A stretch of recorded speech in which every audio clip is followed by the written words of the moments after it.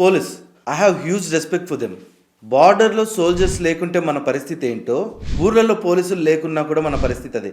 వాళ్ళు ఉన్నారు కాబట్టి మనం రోజు ప్రశాంతంగా గుండెల మీద చేతులు వేసుకొని మరీ నిద్రపోగలుగుతున్నాం. ఆ డిపార్ట్మెంట్ల పేర్లు వింటేనే డిసిప్లిన్ గుర్తొస్తుంది. మరి అలాంటి డిపార్ట్మెంట్లో ఉన్న ఒక వ్యక్తి, మామూలు వ్యక్తి కాదు, ఒక రాష్ట్రాన్ని శాసించగల డీజీపీ ఇలా చేయడం ఎంతవరకు కరెక్ట్?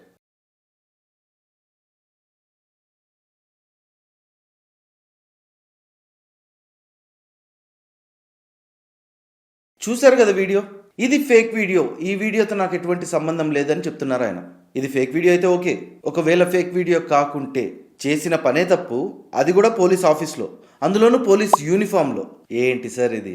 ఇలా కొంతమంది చేసే పనుల వల్ల మొత్తం డిపార్ట్మెంట్గా చెడ్డ పేరు వస్తుంది. ఈ వీడియో వైరల్ అయిన తర్వాత ఆయన్ని సస్పెండ్ చేశారు.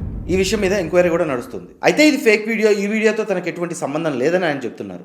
సో ఇది నిజంగానే నిజం వీడియోనా లేదా ఆయన చెప్పినట్టు ఆయన అమాయకుడా తెలియాలంటే ఈ ఎంక్వైరీ పూర్తవ్వాలి.